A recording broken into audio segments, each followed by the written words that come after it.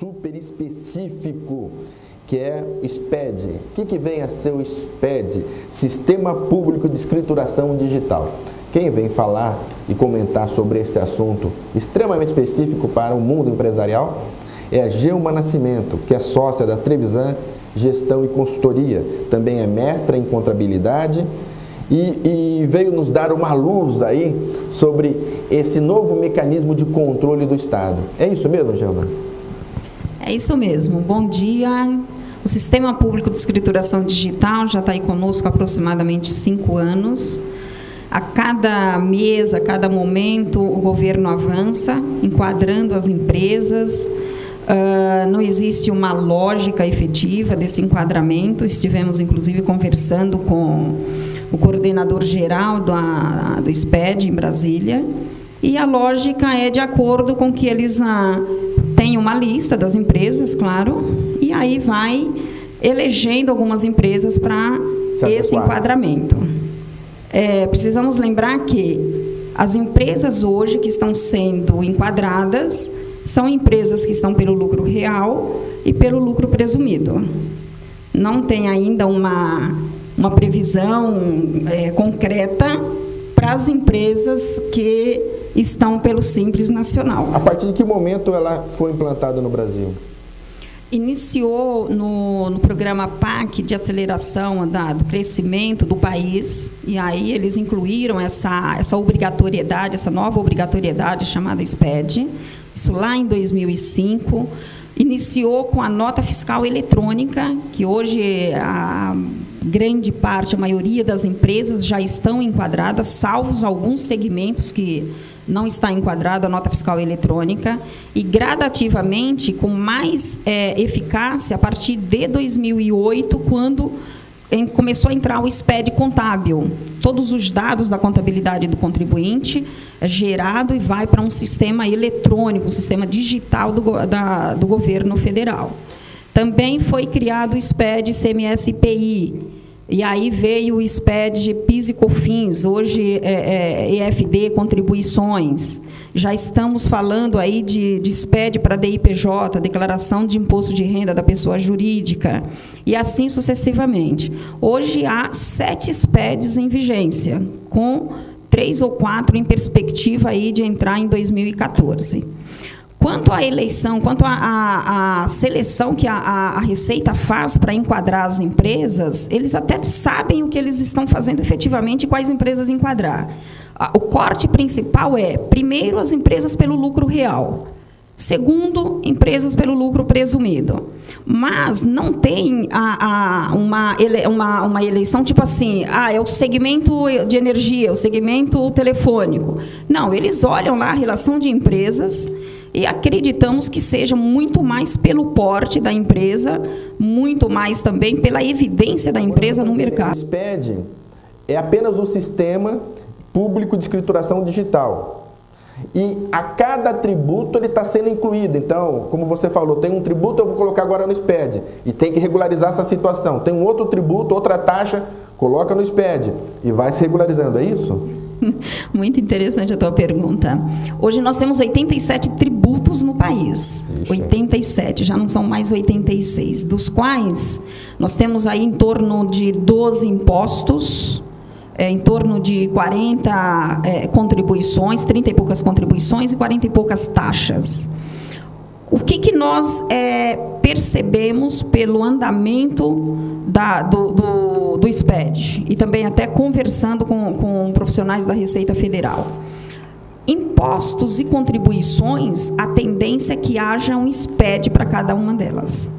Taxas, talvez, num segundo, terceiro momento. Então, o que o contribuinte precisa ficar atento eu tenho que cuidar, colocar no topo da minha agenda a questão tributária. É um país altamente normativo, 87 tributos, mais de 3 milhões de normas lançadas desde a Constituição Federal de 88, que apontam que cada empresa, por mais simples que ela seja, que não tenha operação interestadual, tem que atender em torno de 3.500 normas mensalmente para fechar sua contabilidade societária e tributária. O que eu acredito piamente nisso, de acordo com a dinâmica, com a nossa experiência na nossa empresa, atendendo a diversos segmentos e portes de empresa.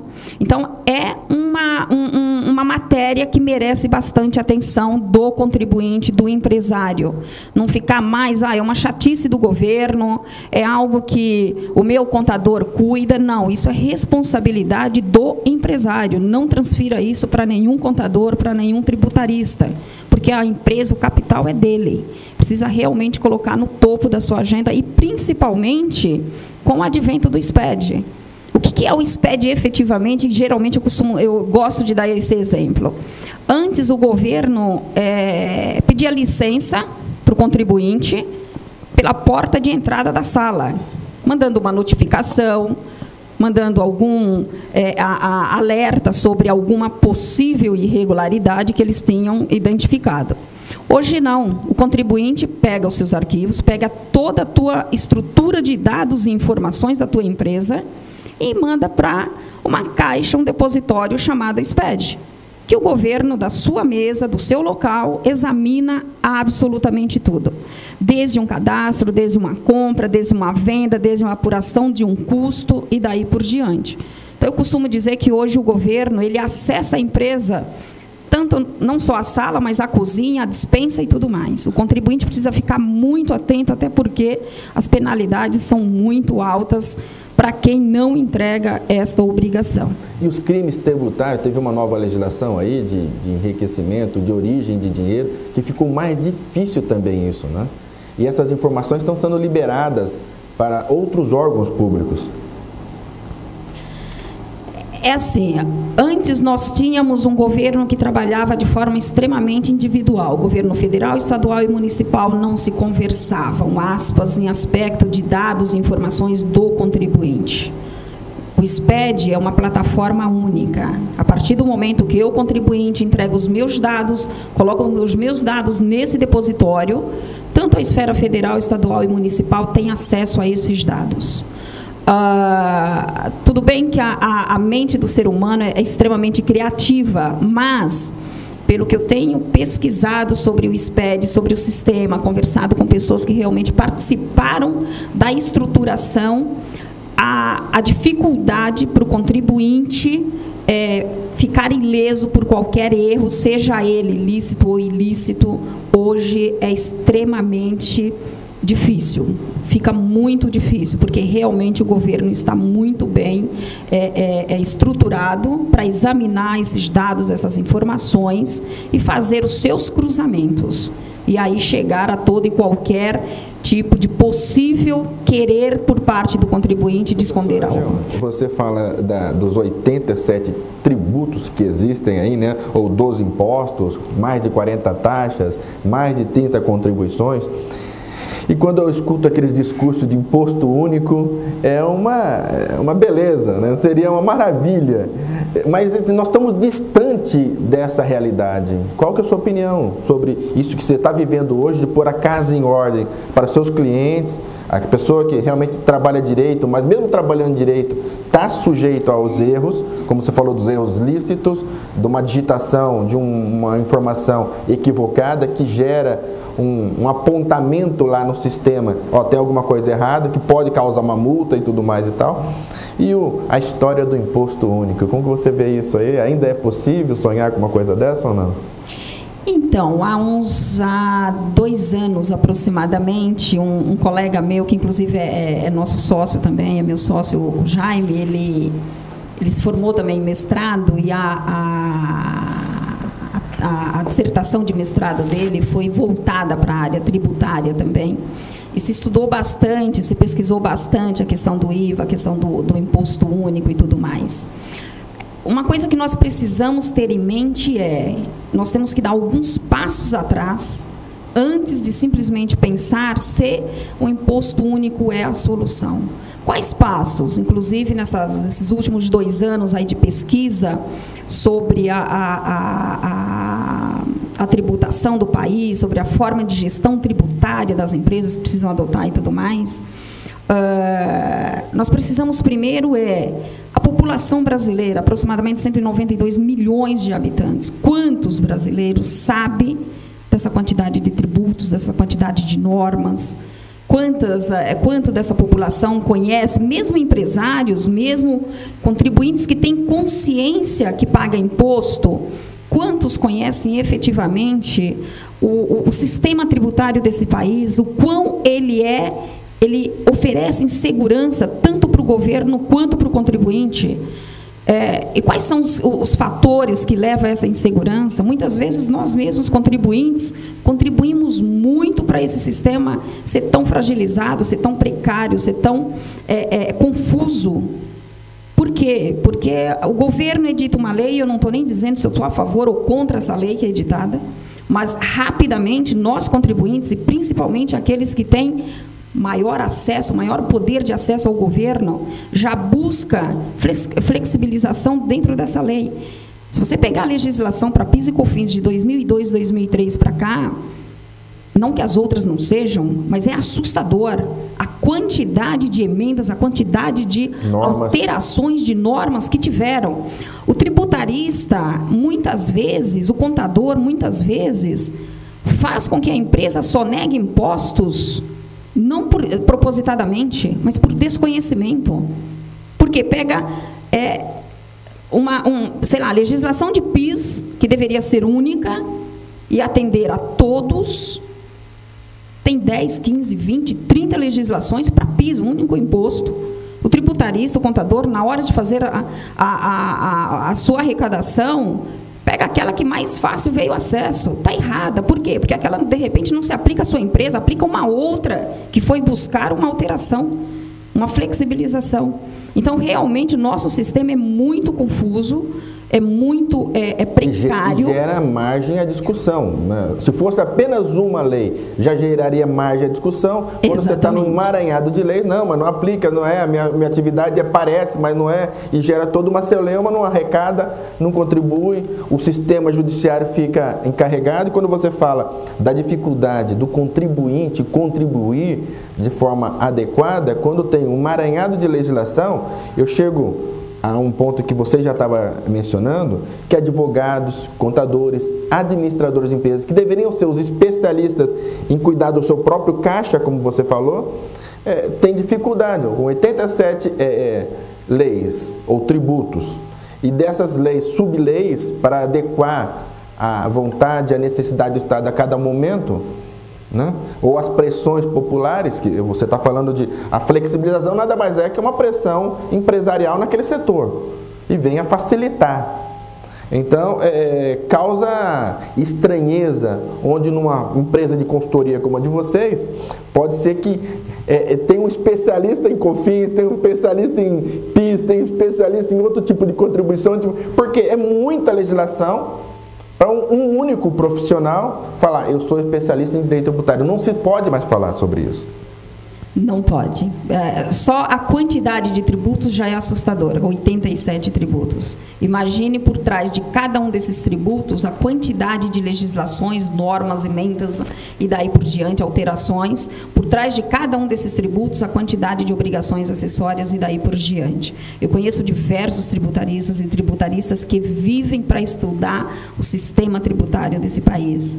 E muitas vezes tem muita dificuldade no entendimento, na aplicabilidade. Por quê? Na escolha, qual é a lei que se aplica para esta empresa, porque tem um leque de opções.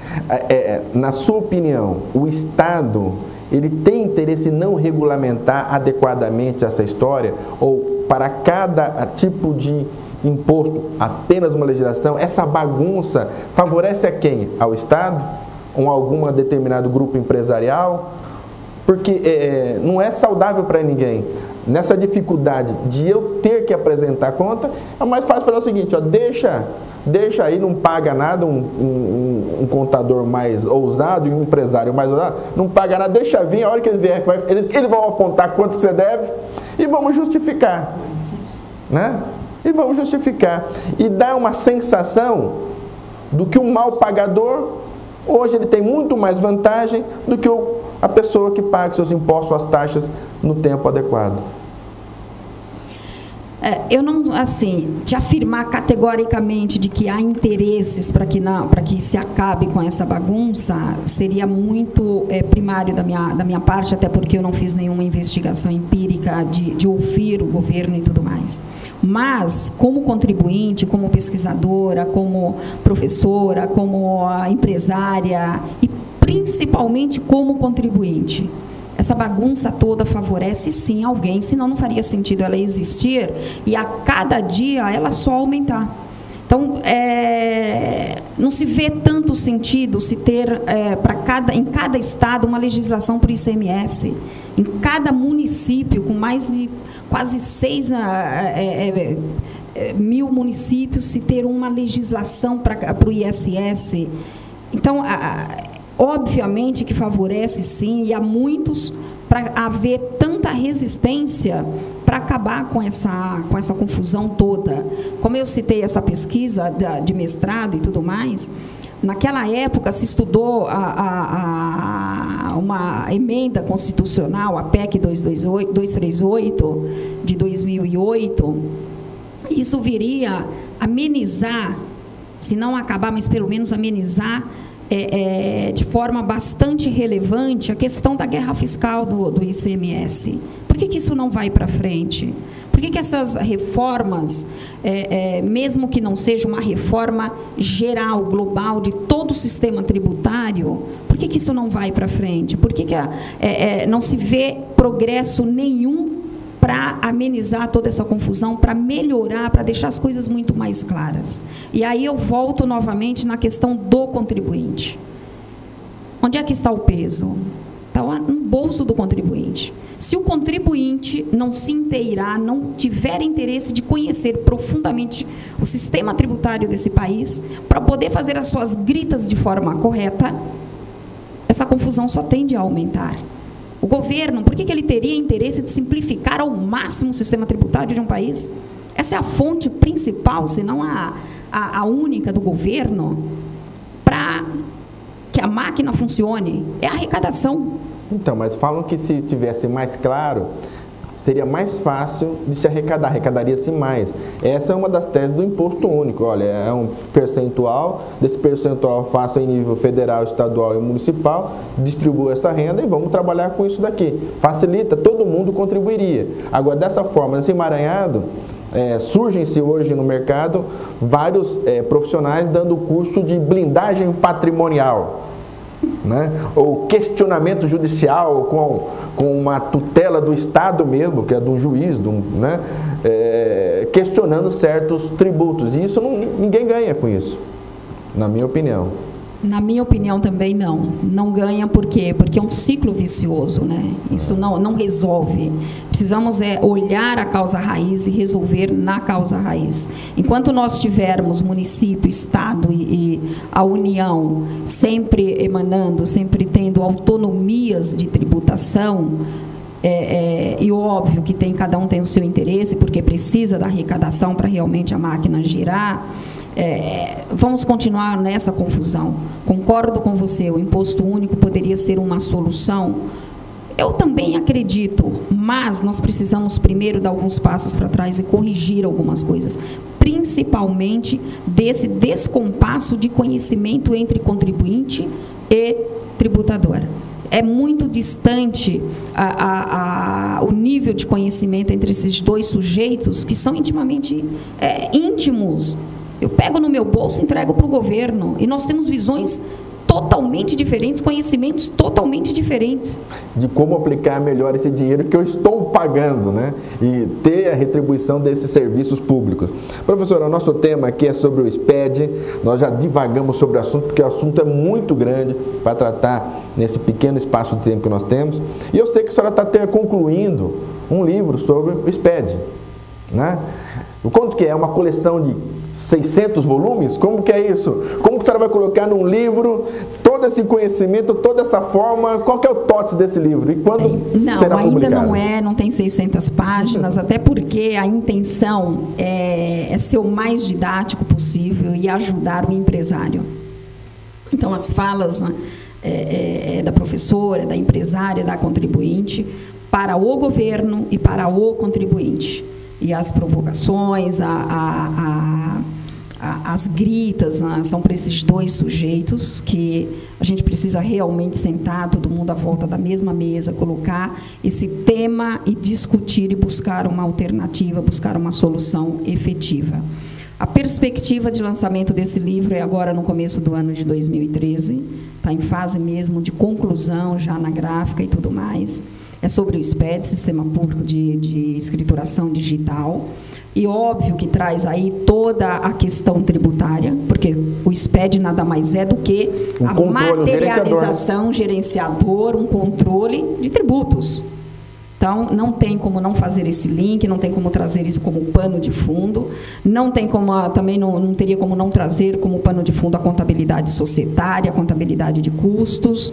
Então, assim, a mensagem sempre para o empresário é: cuida do teu core business, cuida do negócio da tua empresa, mas não deixa de cuidar da contabilidade societária, tributária e de custos da tua empresa. Até porque, independente do porte, do segmento da empresa, primeira linha de custos é o próprio custo do negócio. Segunda linha de custo, tributos. E daí para baixo vem todos os outros custos. Então, não tem, exatamente, não tem como não deixar no topo da agenda. Então, esse livro, na verdade, ele é muito voltado para o empresário, para o governo, para o contribuinte em geral, e chamando a atenção, inclusive, desse descompasso de conhecimento entre esses dois sujeitos. Que, no meu entendimento, enquanto nós não encurtarmos essa distância de conhecimentos do contribuinte, do que acontece no sistema tributário, não tem reforma tributária que vai dar jeito nesse país. Professora Gelma Nascimento, eu quero agradecer a sua participação aqui no nosso programa e falar que as portas estão abertas, e quando surgiu o momento do lançamento do livro, nós queremos ser convidados para poder prestigiar esse trabalho.